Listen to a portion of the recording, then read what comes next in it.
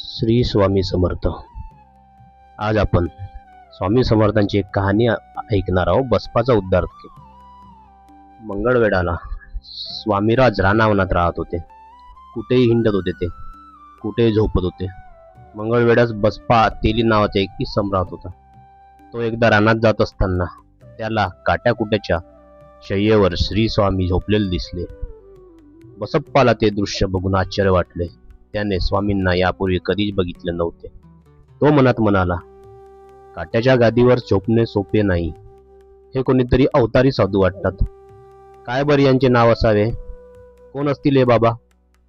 त्यावर श्री स्वामी समर्थ ओरडून म्हणाले, कुणीही असो, आम्ही काहीही असो, आमचे नाव. तुला काय करायचं? आहेत रिकाम्या पंचायती. ते ऐकून बसपा तेली मनातून दचकला. त्यांना नमस्कार करून तेथून त्याने पाय काढला. पण त्या घटनेपासून बसपाची श्री स्वामी समर्थांवर मनापासून भक्ती जडली. स्वामी जिथे जिथे जातील तिथे तिथे जाऊन तो स्वामीचे दर्शन घेऊ लागला, त्यांची सेवा करू लागला. बसप्पाची पत्नी मात्र त्यांची भक्ती पाहून चिडत असे. ती म्हणायची, घरात दारिद्र्य, मुलाबाळांना खायला नाही, आणि तुम्ही फिरताय त्या वेडा साधूच्या मागे. त्यापेक्षा काहीतरी कामधंदा करा, घरात पैसा आणा, संसार तरी सुखाचा होईल.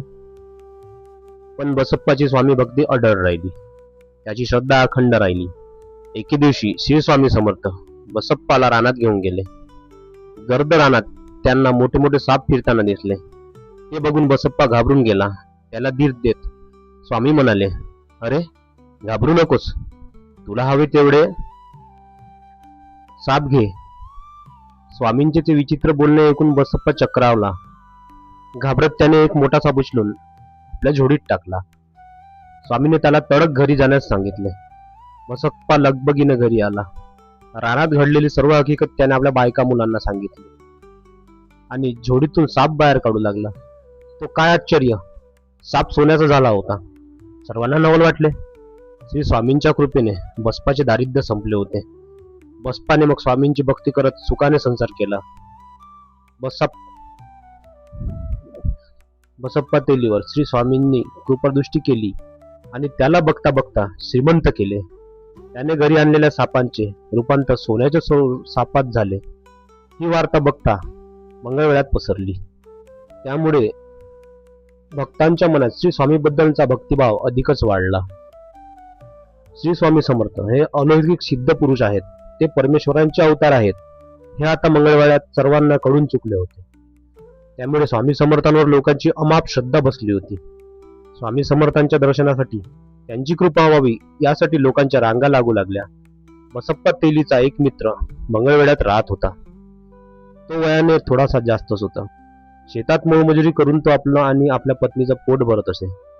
त्या दोघा नवरा बायकोला एकच दुःख होतं की त्यांना मुलबाळ नव्हतं. अनेक वर्ष त्यांनी नवस, आयास, पूजा, पाठ केले, परंतु त्यांच्या नवसाचा काहीच उपयोग झाला नाही. ते दोघे बिचारे मनातून निराश झाले होते. बसप्पा तेलीवर श्री स्वामींनी कृपा केली आणि तो श्रीमंत झाला. ही गोष्ट त्या गरीब मजुराला समजली. त्या मजुराने तात्काळ बसप्पा तेलीची भेट घेतली आणि त्याला आपली व्यथा सांगितली. तो म्हणाला, अरे मित्रा, मुलबाळ नाही, हे दुःख तुला तर ठाऊक आहेच. तू त्यावर मार्ग दाखव. चल, आपण श्री स्वामींच्या दर्शनाला जाऊ. तू त्यांना माझ्यावरती विनंती कर. त्यावर बसप्पा म्हणाला, अरे मित्रा, परमेश्वराची भक्ती केल्याशिवाय, त्याला शरण गेल्याशिवाय त्यांची कृपा कशी लाभेल? तेव्हा तू आणि वहिनी एकदा श्री स्वामींच्या दर्शनाला जाऊन या आणि त्यांच्या चरणी नमस्कार करून आपलं घराणं मांडा. बसप्पाचा सल्ला ऐकून तो मजूर आपल्या पत्नीसह श्री स्वामींच्या दर्शनाला गेला. स्वामींच्या दर्शनाने दोघे नवरा बायको प्रभावित झाले.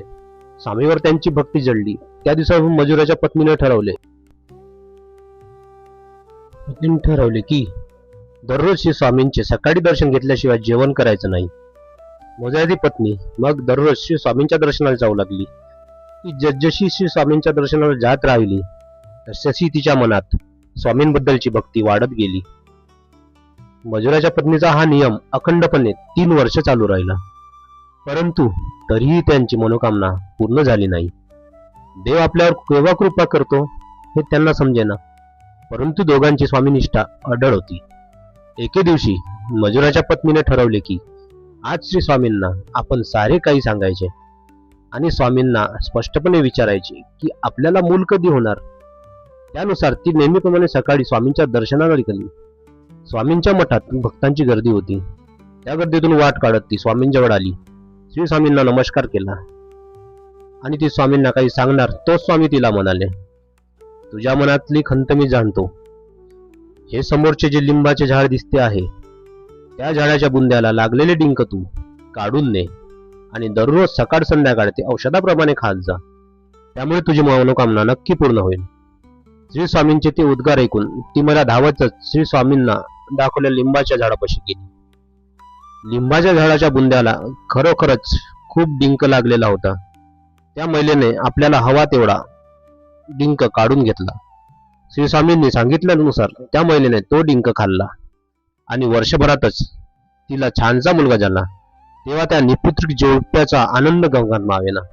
ती स्वामी समर्थ महाराजांची एक घडलेली सच्ची कहाणी. या व्हिडिओला जास्तीत जास्त लोकांपर्यंत शेअर करा. अनंत कोटी ब्रह्मांड नायक अक्कलकोट निवासी श्री समर्थ स्वामी माऊली की जय. श्री स्वामी समर्थ. श्री स्वामी समर्थ.